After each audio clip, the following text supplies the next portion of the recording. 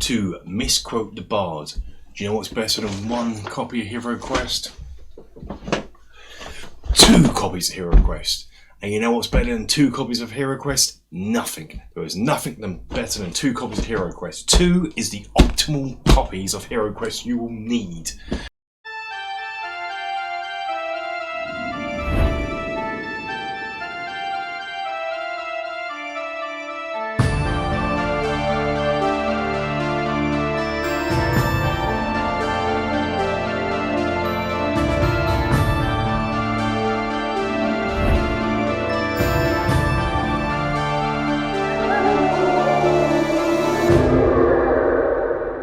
So, Heroquest. It was a game that was created by Stephen Baker, who at the time worked for NB Games. It was first released in the UK in 1989. I believe in the US and Canada it was released a year later. It was made in conjunction with Games Workshop, although you won't see any Games Workshop logo on the cover except on the back here. It's not like a normal product where it's plastered, it's just got a little thing there for Games Workshop. There are minor differences between the games, such as in the UK version, the evil player, the evil wizard is, or the Games Master if you like, is named as Morcar. Whereas in the North American regions, for some reason, he is named as Zygon. Why, who knows? The game's advert at the time was really memorable, as it featured Christopher Lee doing the narration. Christopher Lee, who you may know SBG fans as Saruman, had a kid strange way of saying the word broadsword. Broadsword. Broadsword. Broadsword. Broadsword. Broadsword. Let's just have a look at the advert. Heroquest. Deep inside another dimension, face battling barbarians and evil magic on a quest for adventure in a maze of monsters. This is Heroquest, the fantasy adventure game where winning means mastering the arts of combat I'll use my broadsword. and magic. Fire of wrath. Once you get into it, you'll never be the same. Heroquest. Now with 2 new adventure packs, the legend grows. The game consists of this board. This board will form your dungeon. If we can get it open. Here is the board. This board, you'll use this in the same in each game, but it will play completely different. And what you also get is this furniture. This wonderful, wonderful furniture that goes on the board, and you can form different room layouts, and it is amazing. So it comes to life. You have a throne there, let's have the cupboard there, fireplace. Who can't live without fire? We'll put that there. But how do we get into these rooms? Well, for that, you have doors. I love doors. Here is a locked door, so we put that there. But what happens if we open the door? Well, then we replace that with that, and now you can get in there. The game itself has like a fog of war effect, so as our heroes explore, there is nothing to begin on the board to begin with. As you open a door, you'll place the furniture, and there might be another door here. And when that gets opened, it will lead to this. So the dungeon is built up as the players explore, and there are a ton of monsters for the players to fight. You've got the greenskins, you have orcs and goblins, you have Famirs, which briefly made it into the world of Warhammer as a staple before they were forgotten about. You have undead such as zombies, brilliant zombies, mummies, and skeletons. You also have Chaos Warriors, those brilliant, and you have the evil heroes, this wizard guy here, and this, even though it looks a bit like a demon, is in fact called a gargoyle. But the heroes, the heroes, they are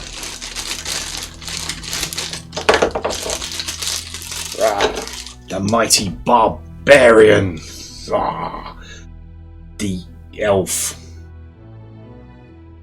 the wizard, and the dwarf. Now you may notice that two of these have a role, wizard and barbarian, and then the other two are just elf and dwarf. So, well, your wizards, your magic user, your barbarians, your fighter, your dwarf's kind of a fighter, but not as good. So what use is he? He can find traps. He uses his dwarven skills to look at things and go, "Ooh, that's a trap." And the elf, well, the elf's kind of, he can fight, but not as good, and he can do magic, but not as good as the wizard.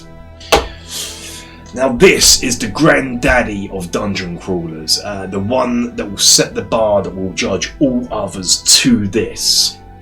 So let's have a look exactly what you get in the box.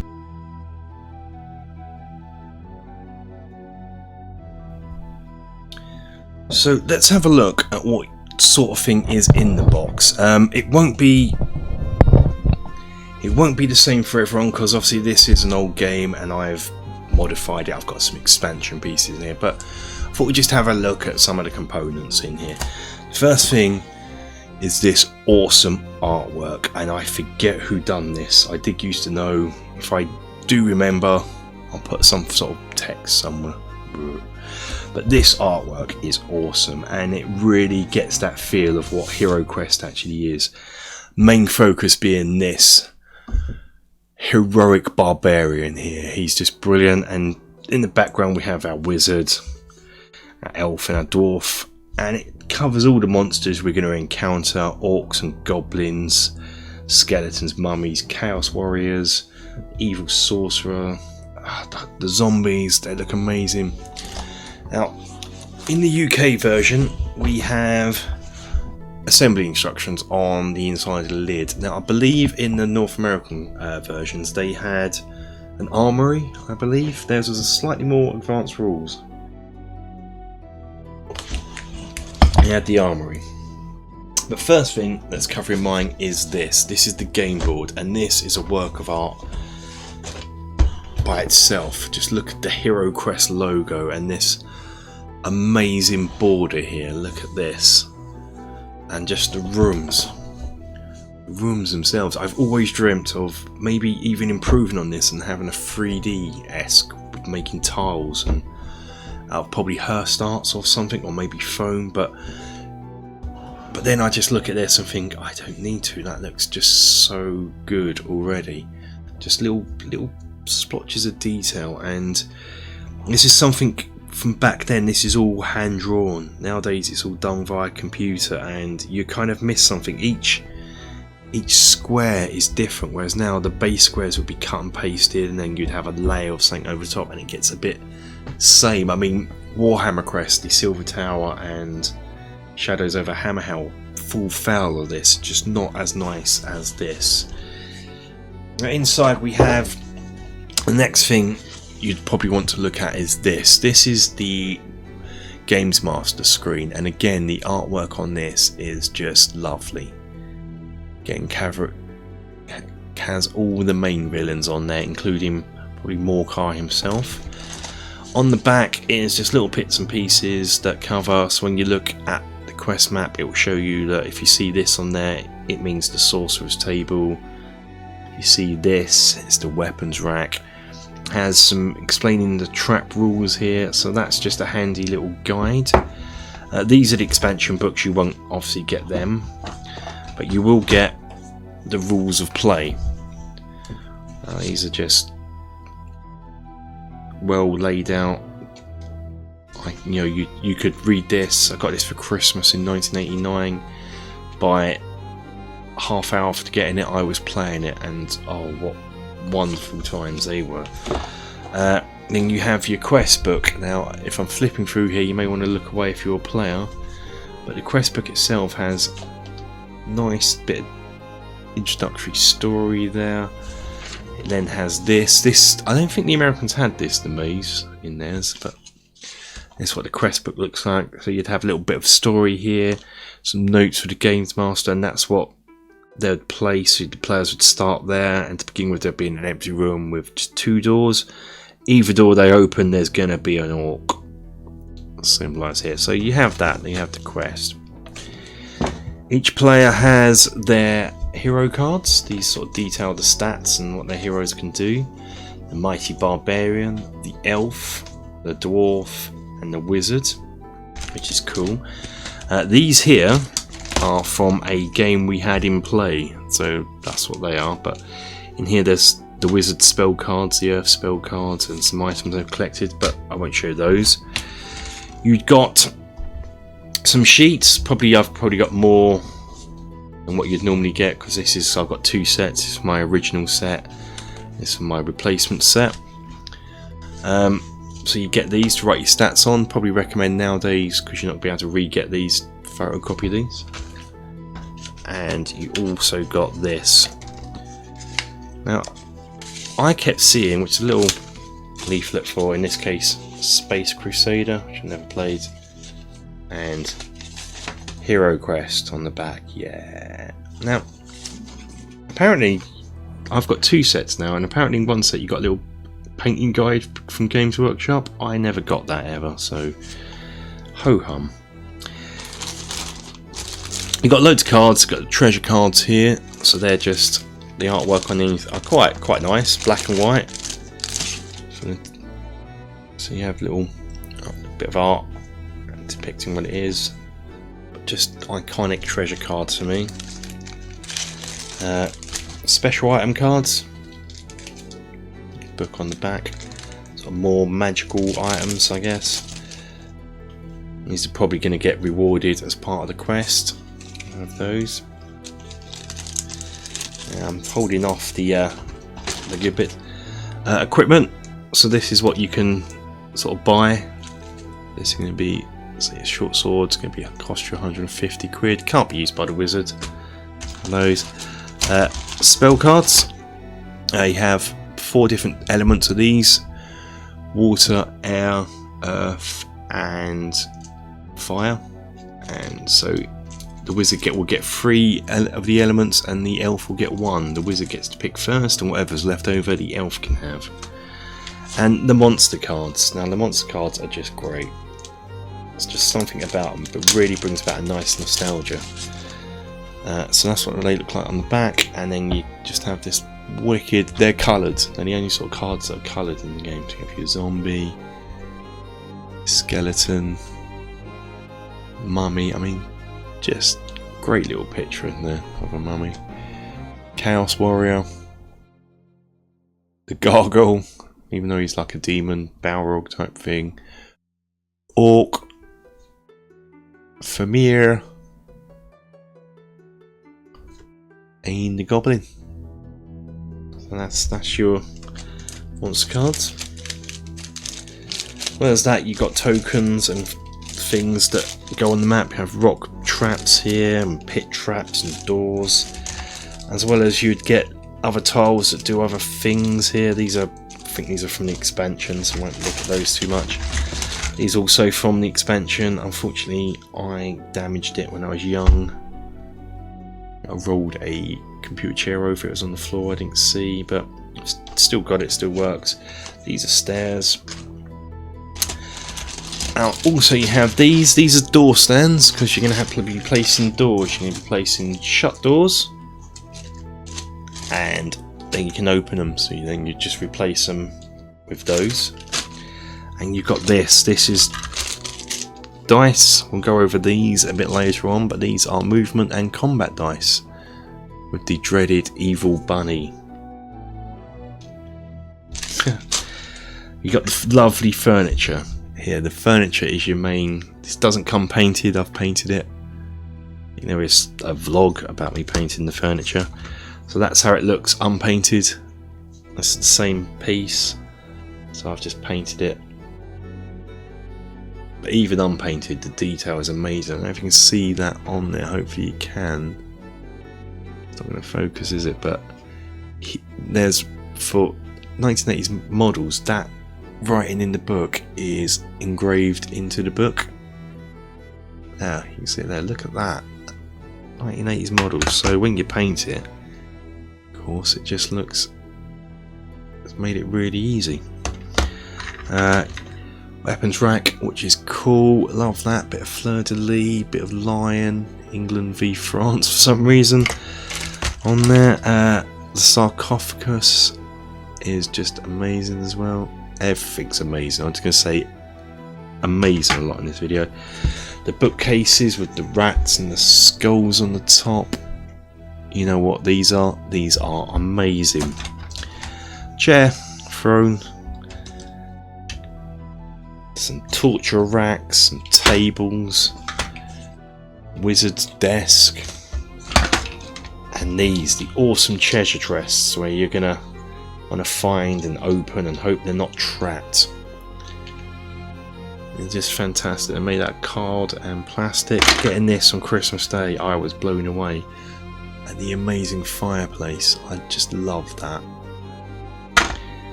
And then you get the models. You get hero characters. I think I've already shown off all these in a vlog, but we'll do it here. So you have your staircase tile. So you have your heroes, and I think I may jump cut now to the camera zoomed in. So to begin with, we have our dwarf, the elf. Now, these weren't bad figures for 1989 for plastics. I mean, they were quite good, quite nice and detailed. The wizard, and my favourite, because at the time I was into Conan, watching Conan the Barbarian, and we have the Barbarian.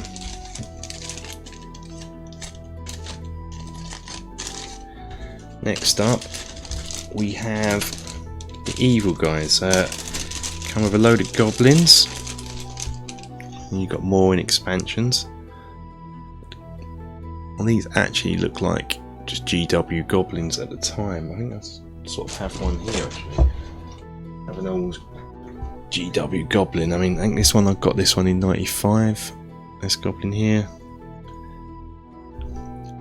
So they just fit in really well. So if you were playing Warhammer afterwards, you can probably get away with using these.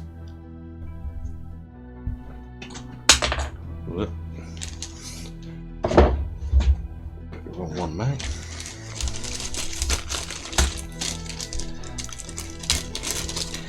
Load of orcs, just a load of them. And what was also interesting, they weren't all the same model, similar, but they all sort of had different weapons. So that one had a meat cleaver, this has got a scimitar, and there's probably one with a mace in there somewhere. You can see him there. So, which is good as well, so it wasn't just one generic model.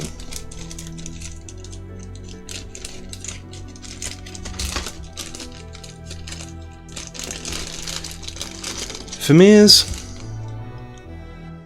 these one-eyed lizard type things, these actually got put into Warhammer for a while before falling into obscurity.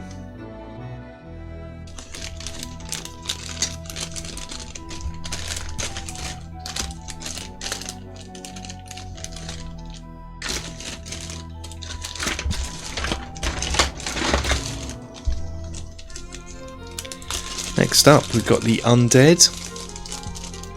So we got zombies. Oh, I loved these as a kid. Just such good zombie models. Years afterwards, I still rated every single zombie model I saw after these ones. Just love them. You have skeletons.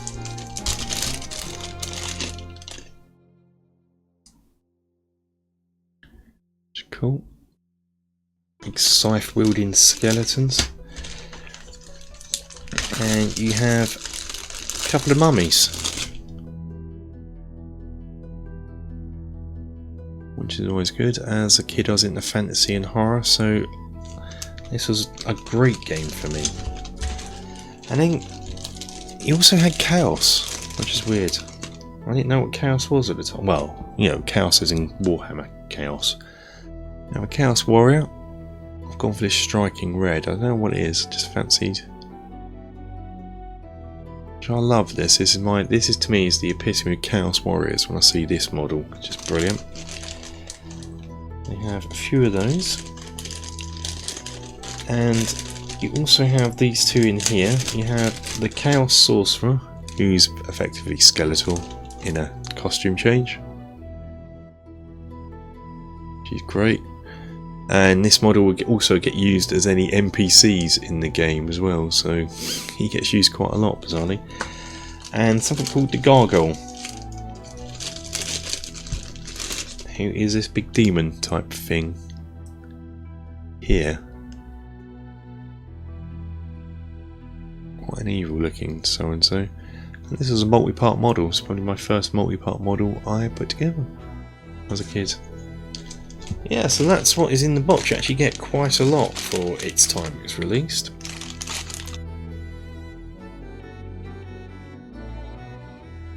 The players will pick their characters out of these four here. We have the Barbarian, who is the strongest in combat but lacks any kind of magic. We have the Wizard, who is the weakest in combat but has a load of magic powers. We have the Dwarf, who is quite strong in combat but can find traps. And the Elf, who is not that good at combat and not that good at magic, or quite good at combat and quite good at magic. The Jack of all trades. One player will also assume the role of Morcar, Zygon to you Americans, and he will be the Games Master. Morcar is in charge of controlling the beasties in the dungeon and the fiendish traps and the layout, but he will consult the quest book, which contains all the quests that you'll need to play this game. The quest book outlines where to place the monsters, the doors, and if a player comes across a trap. The first thing normally Morcar will do is place this. This is the stairway, the entrance to the dungeon. I will place it there. And most likely, because otherwise it will be a small dungeon, a door.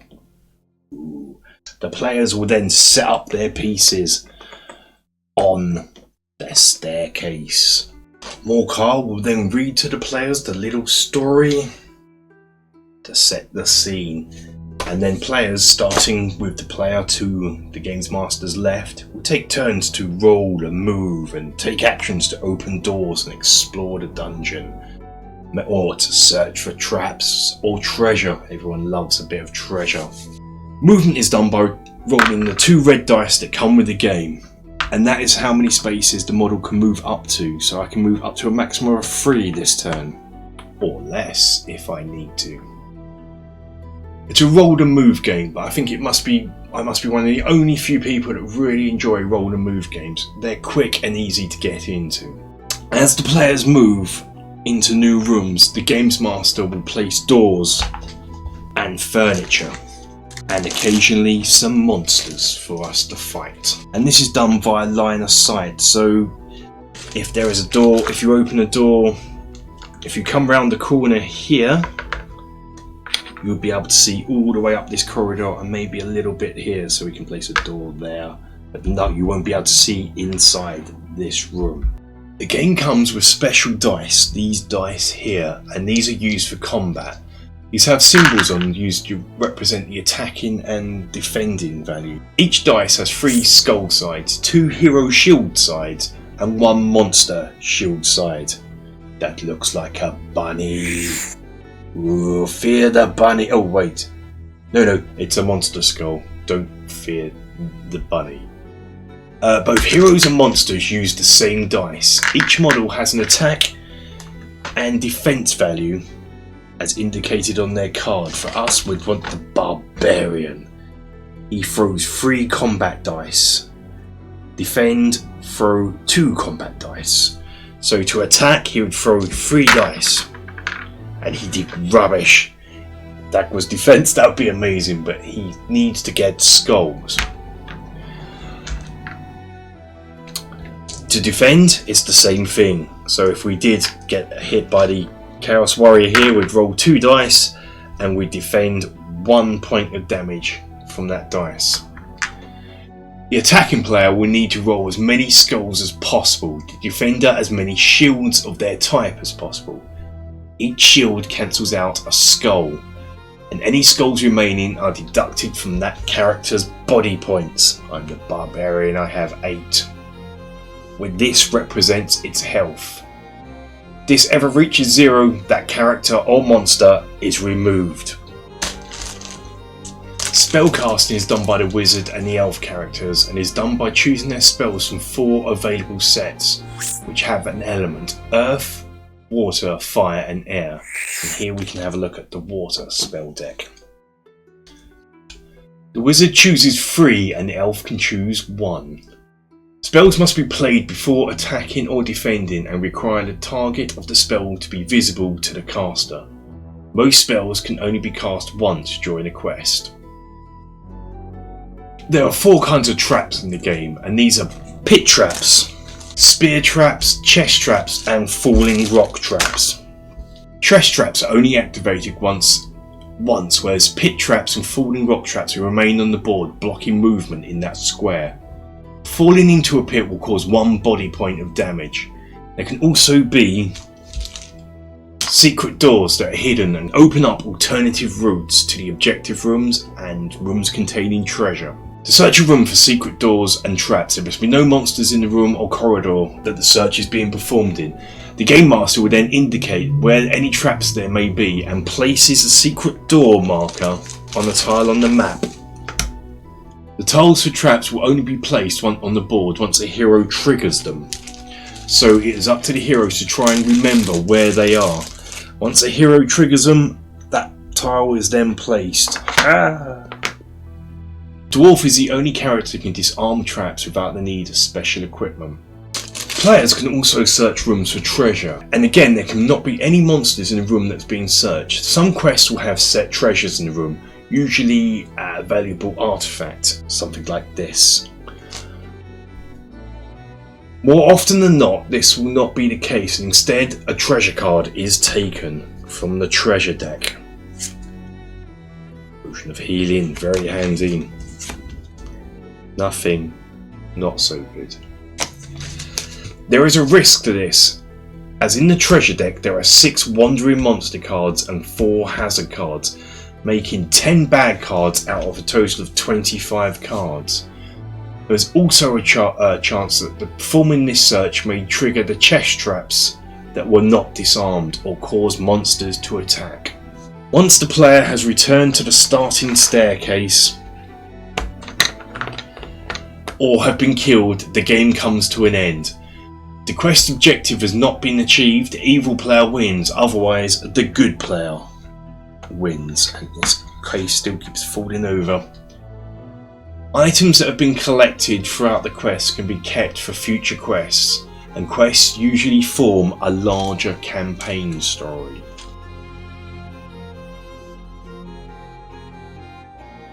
Several expansions have been released for the game, starting with Keeler's Keep, which came out in 1989 in Europe and Australia, and in the US it was 1991. This added some new quests, new items, new tiles, and included more models of orcs, goblins and Famirs. Released shortly after this, in the same years in their respective countries, was The Return of the Witch Lord. This added more quests, more items, but the models were more undead, so skeletons, zombies and mummies.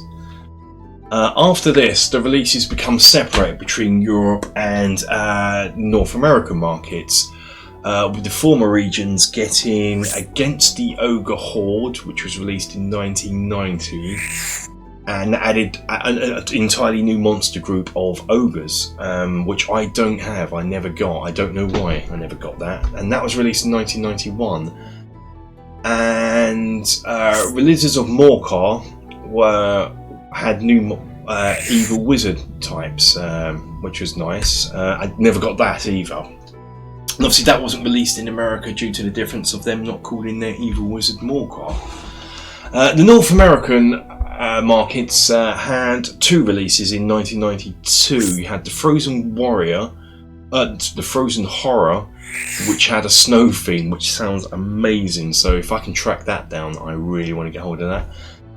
And added a female barbarian, which was fairly progressive for this kind of hobby back then. 1991, a female barbarian character. Mercenaries, Ice Goblins, Polar Warbears, and some Yeti, as well as the titular Frozen Horror. The Mage of the Mirror has an elven theme to it, and you had a female elf playing character in that, which was good. And then you had evil elf archmages, elf warriors, archers, great wolves, and you got the ogres released in the UK in that one. Also, there was also something called the Heroquest Adventure Design Kit. What this allowed game masters to do was create their own adventures. That came out in 1999. That came out in 1990. And I don't have that either. I only have these 2 expansions.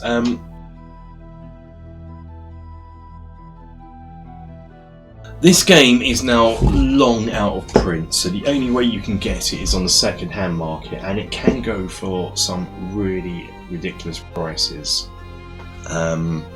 So whether it's worth your time getting it is quite a simple game, but one full of nostalgia is up to you. Expansions are probably even more expensive than the base game. I mean, these go for like 150 quid in their box. I don't have the box anymore, I just have the models, the components I've just chucked into my main box. Yeah, so unfortunately the only way you're going to be able to get hold of this is via the second-hand market. I can't ever see it having a re-release, because I believe not even MB Games holds the license for it anymore for some bizarre reason, and Games Workshop certainly don't, which is a shame. But that is Heroquest in a nutshell. Hopefully you'll see a video of us playing this soon as part of the Dungeon Crawler mini-series we're starting on the channel. Until then though guys, thank you for watching, I hope you've enjoyed. Until next time, take care.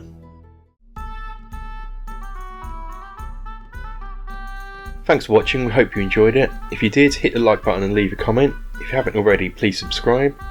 Stick with the channel for many great videos to come.